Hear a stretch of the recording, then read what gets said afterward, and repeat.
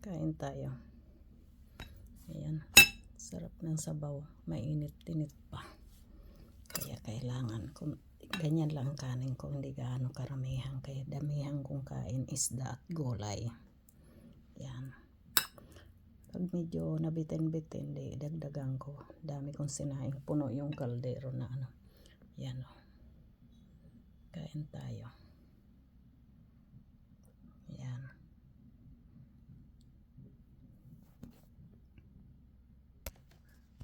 Kain tayo mga amore kasi nagugutom na ako ng oras na.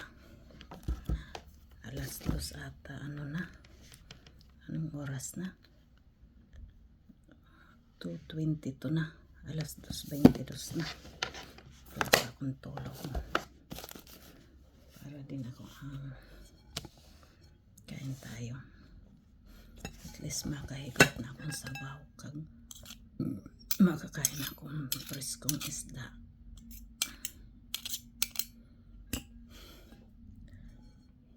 So, tama lang ang timplada ko. Tama lang ang timplada ko. Kaya, dito ako kumain sa kwarto. Ayan mga amore. Kain tayo kasi. Gutom na ako kasi alas 2:22 na. Pagkain na ako para pagkain, makapahinga. Mamaya na ako mamlansya. Tapos, ano na, matulog muna ako kahit 3 oras. Kasi, para may laban mamaya sa trabaho sa gabi. Diba? Ayan. Gulay. Sarap. Mahilig talaga ako sa gulay.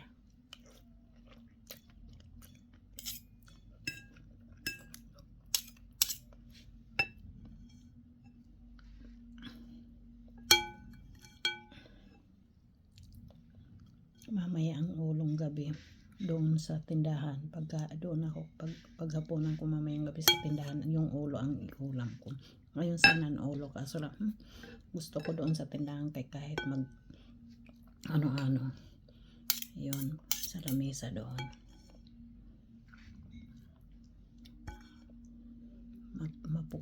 Makapagporma. Hindi ko nalagyan ng sili. Hindi ako nakabili ng sili. Pupunta pa kasi ako doon sa Chinese o kaya doon sa estrangero sa Pakistan. Di na ako nagbili kasi mapapalayo pa. Nakalimutan ko magpabili sa kasama ko pagbili niya ng bigas. Nakalimutan ko yung sili na ganyang kahaba, diba? Pag ano talaga.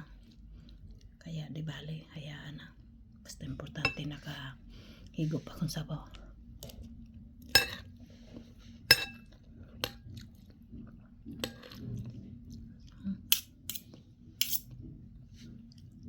Alam nyo guys, pag kumakain ako, matipid ako sa ulam. Mas marami akong nakakain na kanin kaysa sa ulam. Lalo na pag may sabaw, basta may sabaw lang. Ipon.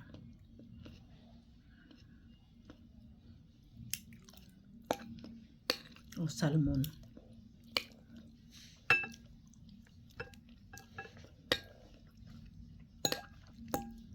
Kaya hanggang bukas ko ito ng gabi.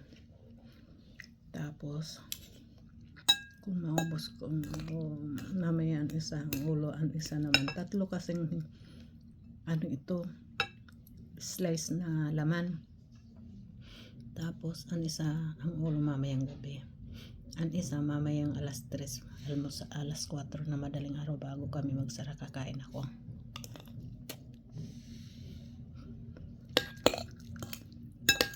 Tapos, bukas ng tanghali ang isa. Bukas iluto ko bukas Sabado. Iluto ko ang hipon.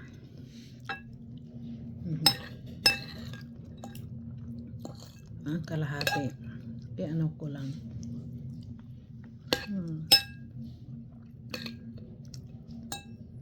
Parang ikisa.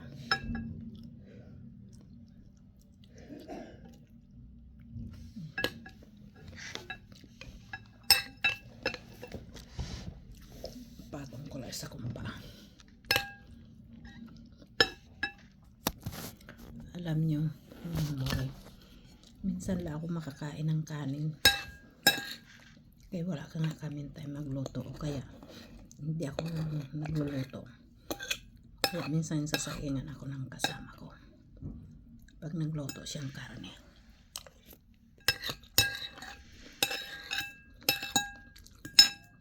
Minsan din nakain siyang kanin. Pero ang kapatid niya hindi gaano mahilig sa kanin. Nakain lang yung kapag may biryani. Yung biryani ang luto. Pero sing ganito, riso bianco, kung tawagin yung kanin na katulad natin tapos may ulam. Hindi siya. Tapos itong kasama ko yan, nakain na.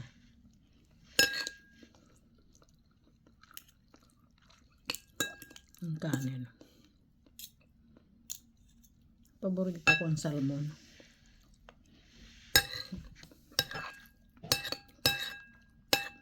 Ito yung nabila ko dyan sa Coop. Kaya malapit. Pero mas mura-mura nga talaga doon.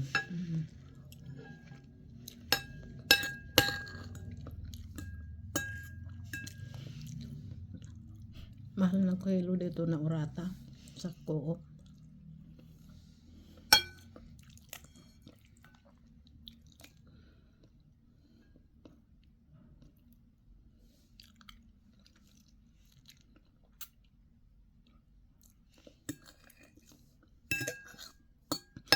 Kailangan kukuha ko ng lalagyan ng tinik na plato.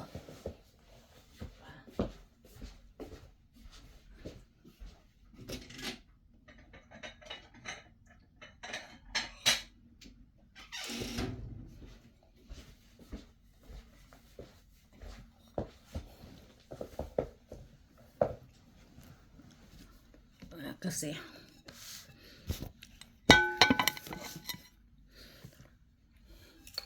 mamaya tawagan ko ng kasama ko pag umuwi. Bago umuwi, kumuha ng tubig sa lokale. Sa tindahan kasi kunti na lang ang tubig ko. Saan paana. Yan, kalahati na lang. Dinala ko yan isang, ayun pala may buting malaki.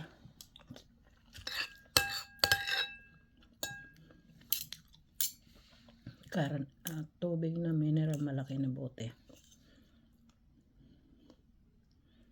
Tingnan mo, kukunti pala na iulam ko. Dami ko ng kanin na kain. Halos maubos ng kanin ko. Ganyan ako pag kumain, matipid sa ulam, tapos mas marami ang kanin ka.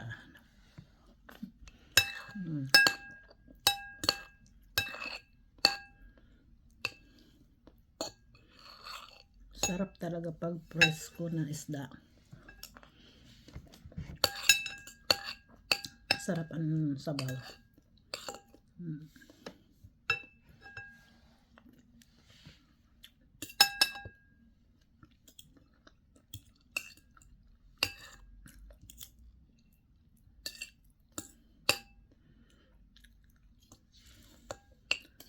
Sabi yung si Doc, ano yun? Sino ba yun?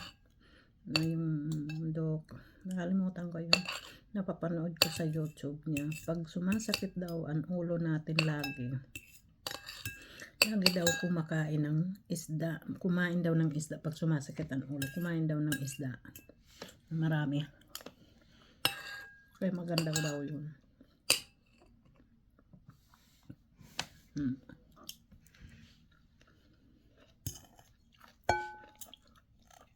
Share ko din sa inyo, more.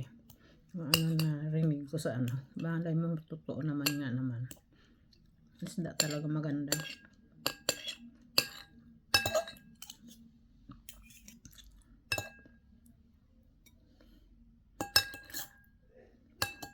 Magpapak na ako ng isda kasi ang dami ko pang isda. Kunti pa lang bawas ng isda. Wala na akong kanin. Kunti na lang.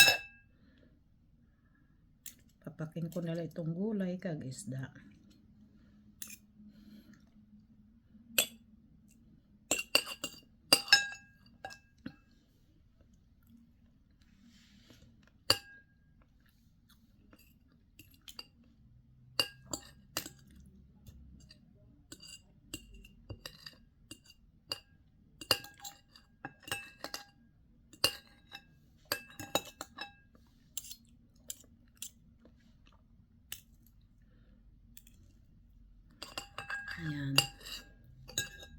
ubos ng kanin ko.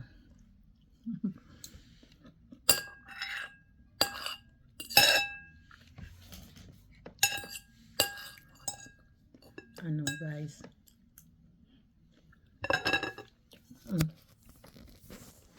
Dami ko pang ulam. Papaking ko na lang yan. Gulay kag isda. Tapos higupin ko ang sabaw. Ayan, wala na akong kanin. Sige guys. Bye bye. Kain tayong lahat.